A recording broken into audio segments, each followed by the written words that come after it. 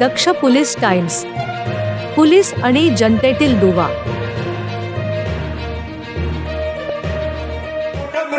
या राज्यघटनेमध्ये काय आणलं तर या देशामध्ये एक अशा प्रकारचा समाज निर्माण होईल की जो समतेवर आधारित. या पुढच्या काळामध्ये बाबासाहेबांनी घटना लिहिताना सांगितलं की या पुढच्या काळामध्ये कुणी ब्राह्मण म्हणून मोठा असणार नाही किंवा राजा म्हणून मोठा असणार नाही आणि कुणी शूद्र म्हणून छोटा असणार नाही. ब्राह्मणाला एक मत आणि शूद्राला एक मत अशा प्रकारचे समतेचा कायदा बाबासाहेबांनी आपल्याला दिला.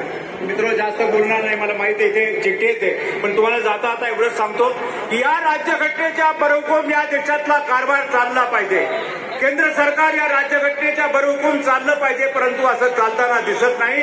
या राज्यघटनेला फार मोठा धोका निर्माण झालेला आहे. तो मुद्दा मात्र तुम्हाला सांगतो. अलीकडच्या काळामध्ये म्हणजे काल देखील नरेंद्र मोदी म्हणाले की आम्ही राज्यघटनेला हात लावणार नाही. बाबासाहेब आंबेडकर आले तरी आम्ही राज्यघटना बदलणार नाही. पण काल का बोलले, परवा का बोलले? गेले वर्ष 2 वर्ष हे भाजपचे लोक म्हणतात की आम्ही राज्यघटना बदलणार. आता मात्र मतांचा त्यांना Like, comment, and subscribe.